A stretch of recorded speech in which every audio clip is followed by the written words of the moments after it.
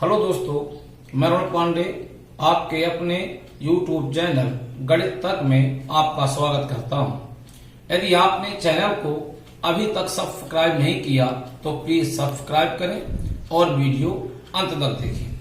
आज हम प्रश्न 1 गुणे 2 गुणे 3 गुणे इस प्रकार से हमारा 10 तक लिखा हुआ है के गुणनफल में कितने शून्य होंगे, अर्थात हमें ये पता करना है जब ऐसे प्रश्न आए कि 1 गुणे 2 गुणे 3 गुणे और भी कुछ संख्या आगे हो सकती है के गुणनफल में कुल कितने शून्य होंगे, इस विषय पर आज चर्चा करेंगे। देखिए, 10 से छोटी अभाज्य संख्याएं 2, 3, 5, 7 है। इन संख्याओं में 2 और 5 ही ऐसी संख्याएं हैं जिनके गुणनफल से हमें शून्य प्राप्त होता है। बाकी किसी भी संख्या का गुणा 3 का 5 में कर दो, 3 का 7 में कर दे या 2 का 7 में कर दे, किसी भी संख्या का गुणा कराने पर शून्य प्राप्त नहीं होगा। केवल 2 और 5 के गुणनफल में ही शून्य प्राप्त होता है। यदि किसी संख्या में केवल 2 का गुणा कराएं तब शून्य प्राप्त नहीं होगा, या केवल 5 का गुणा कराएं तब शून्य प्राप्त नहीं होगा। यदि शून्य प्राप्त करना है तो उस संख्या के गुणा के साथ में 2 और 5 दोनों होने चाहिए, क्योंकि अकेले 2 अथवा अकेले 5 के गुणा कराने से शून्य प्राप्त नहीं होगा। तो देखिए, प्रश्न है 1 गुणे 2 गुणे 3 गुणे 4 गुणे 5 इस प्रकार से डेट 10 तक लिखा है। इनके गुणनफल में कुल कितने शून्य होंगे यह ज्ञात करना है। इसके लिए सबसे पहले ये देख लें, इसको 2 विधि से हल करते हैं। एक पहले विस्तृत और दूसरा फाल्ट। पहले विस्तृत पे चर्चा करते हैं। 1 गुणे 2 गुणे 3 गुणे 4 गुणे 5 गुणे 6 गुणे 7 गुणे 8 गुणे 9 गुणे 10।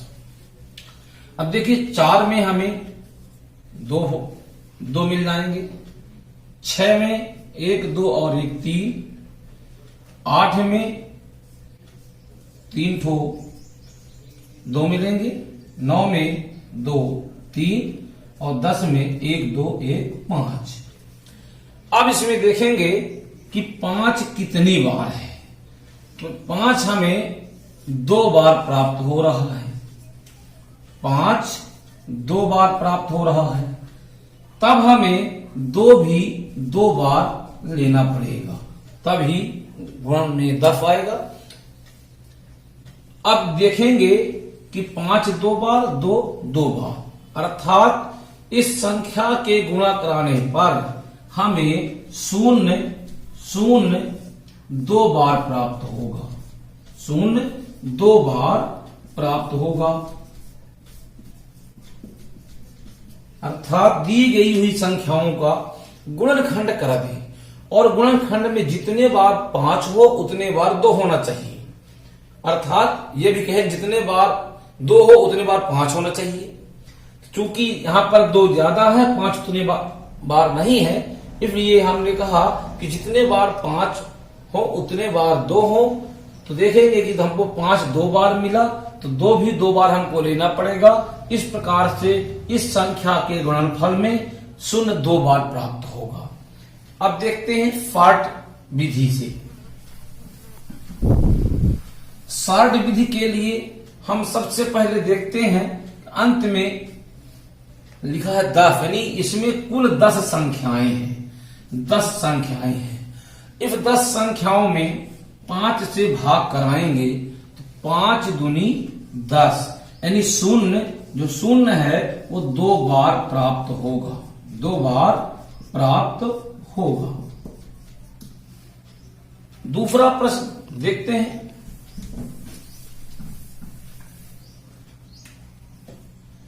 1 गुणे 2 गुणे 3 गुणे डैश लास्ट में लिखा है 20 के गुणनफल में गुणन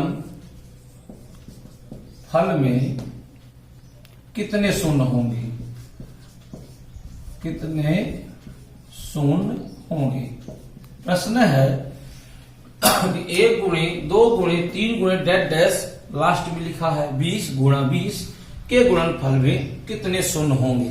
तो देखिए अंत में हमारा यानी कुल 20 संख्याएं हैं, 20 में 5 से भाग कराएंगे, 5 कम 5, 5 चौके 20, भागफल 4 आ गया। अब 4 में 5 से भाग नहीं जाएगा चूंकि 4 5 से छोटा है, अतः 1 गुणे 2 गुणे 3 डैश डैश गुणे 20 के गुणनफल में हमें 4 बार शून्य प्राप्त होगा, 4 बार शून्य प्राप्त होगा। अगला प्रश्न देखते हैं। अगर प्रश्न हो 1 गुणे 2 गुणे 3 गुणे डैश डैश और यहां 40 हो,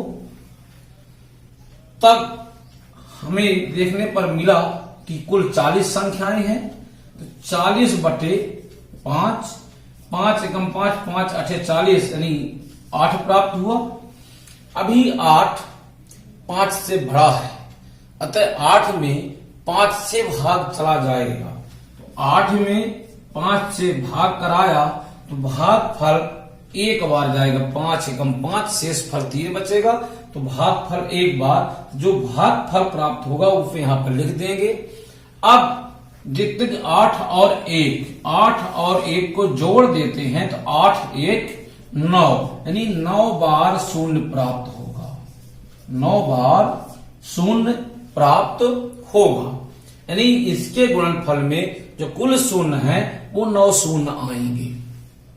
और भी प्रश्न आगे देखते हैं। 40 की जगह पर यदि 80 कर दें, 1 गुणे 2 गुणे 3 डैश डैश डैश 80, तब देखेंगे पहले 80 में 5 से भाग कराएंगे, 16 पंचे 80, 5 कम 5, 5 5 30। अभी 16 में 5 से भाग चला जाएगा, तो 16 बटे 5, 5 3 15, 3 बार भाग जाएगा, एक शेष फल बचेगा, शेष फल को लेना नहीं है। अब 3 में 5 से भाग नहीं जाएगा क्योंकि 3 5 से छोटा है, तब हम 16 और 3 दोनों को जोड़ देंगे, 16 3 19, 19 अर्थात 1 गुणे 2 गुणे 3 गुणे डैश डैश 80 में 19 बार शून्य आएगा, यानी 80 तक की संख्याओं में यदि आपस में गुणा कराएंगे तो हमें 19 शून्य प्राप्त होंगे या 19 बार शून्य प्राप्त होंगे। दूसरा प्रश्न देखते हैं।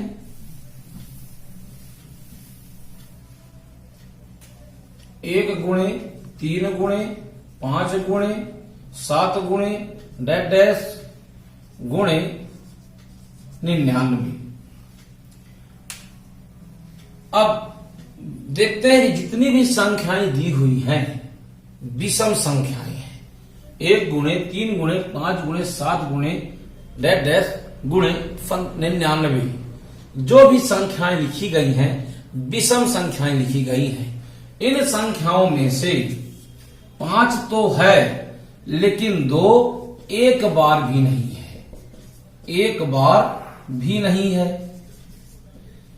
अब हमने पहले देखा कि शून्य प्राप्त करने के लिए 2 और 5 दोनों का होना आवश्यक है, क्योंकि इसमें 5 तो है मगर 2 एक बार भी नहीं है, अतः इस संख्याओं के गुणनफल में जो शून्यों की संख्या है वो शून्य प्राप्त होगी, अर्थात शून्य एक बार भी प्राप्त नहीं होगा, एक बार शून्य की जो संख्या है वो शून्य होगी, अर्थात इन संख्याओं के गुणनफल में एक भी शून्य प्राप्त नहीं होगा। और दूसरा प्रश्न, 2 गुणे 4 गुणे 6 गुणे 8 गुणे डैश डैश 40। अब देखते हैं जितनी भी संख्याएं लिखी हैं सब की सब 40 तक सब की सब सम संख्याएं हैं। 40 तक में 40 तक में अगर गिनती 1 से लेकर 40 लिखी जाए तब हमें 20 सम संख्याएं और 20 विषम संख्याएं प्राप्त होंगी। 1 से लेकर 40 तक गिनती लिखने पर 20 सम संख्याएं और 20 विषम संख्याएं प्राप्त होंगी। देखिए यहां पर केवल सम संख्याएं हैं, अर्थात हमारे पास कुल 20 संख्याएं हैं। तो शून्यों की संख्या 20/5, 5 कम 5, 5 चौके 20, 4 अर्थात 2 गुणे 4 गुणे 6 गुणे 8 गुणे 40 में 4 बार शून्य प्राप्त होगा। 4 बार शून्य प्राप्त होगा। यानी 2 से लेकर के 40 तक की सम संख्याओं का गुणा कराने पर हमें जो शून्य प्राप्त होगा वो 4 बार शून्य प्राप्त होगा। और भी प्रश्न देखते हैं।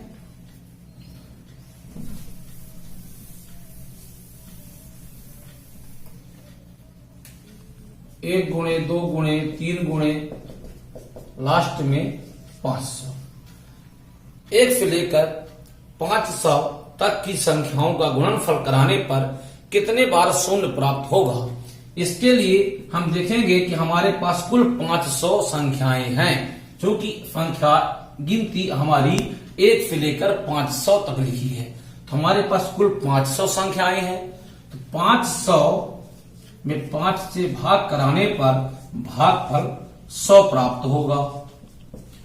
चूंकि 100 5 से बड़ी है, इसलिए 100 में 5 से पुनः भाग देंगे तो भागफल 20 प्राप्त होगा।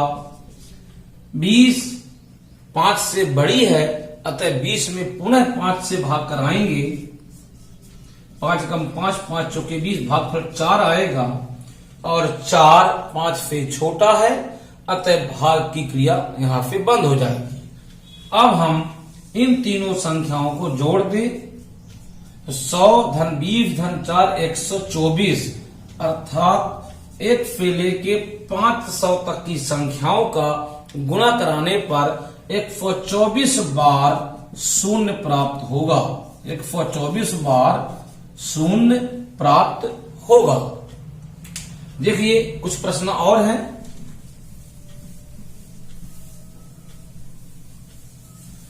यदि प्रश्न कुछ इस प्रकार का हो, 1 का वर्ग गुणे 2 का वर्ग गुणे 3 का वर्ग गुणे 4 का वर्ग गुणे लास्ट में 10 का वर्ग। संख्याएं कुछ इस प्रकार से लिखी हो, 1 का वर्ग गुणे 2 का वर्ग गुणे 3 का वर्ग गुणे गुणे 10 का वर्ग। जब प्रश्न इस प्रकार का हो तब हमें इसमें पता करना है कि शून्य कितने बार प्राप्त होगा। इसके लिए सबसे पहले हम 10 में 5 से भाग करा दें। 5 कम 5, 5 दूनी 10, 2 प्राप्त हुआ। अब चूंकि वर्ग लगा है, जब वर्ग लगा हो तो 2 का गुणा कराना पड़ेगा।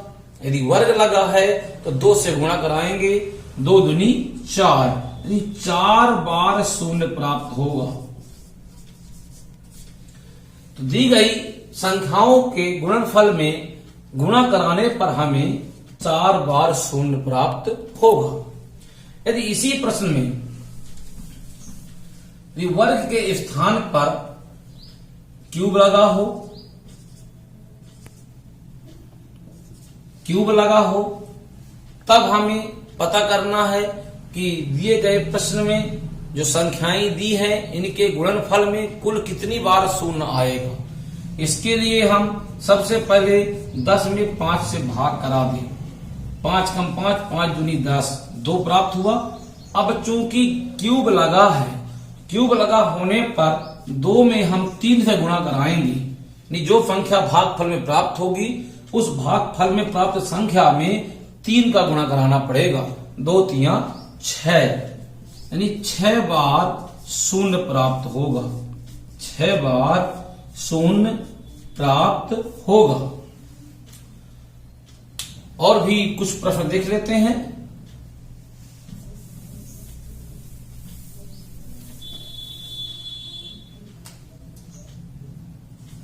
2 का वर्ग गुणे 4 का वर्ग गुणे 6 का वर्ग गुणे डैश गुणे लास्ट में 100 का वर्ग। 1 से 100 तक में कुल 100 संख्याएं होती हैं। चूंकि गुणनफल में दी गई संख्याएं सम है, तब 100 तक की संख्याओं में 50 सम और 50 विषम संख्याएं होती हैं। अर्थात 2 से लेकर 100 तक में 50 संख्याएं होंगी। तब हम 50 में 5 से भाग कराएंगे। 5 कम 5, 5 धम 50, 10 आ गया। अब चूंकि 10 5 से बड़ा है, अतः 10 में 5 से उन्हें भाग कराते हैं। 5 कम 5, 5 दूनी 10, 2 प्राप्त होगा। अब दोनों को जोड़ देंगे। 10 धम 2 12। चूंकि वर्ग लगा है, तब हम 2 से गुणा कराएंगे। 12 दूनी 24, अर्थात 24 बार 0 प्राप्त होगा।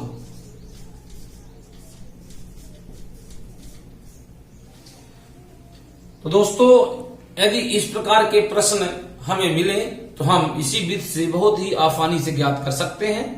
यदि आपने वीडियो को अभी तक लाइक नहीं किया तो आप लाइक करें और शेयर भी करें। धन्यवाद।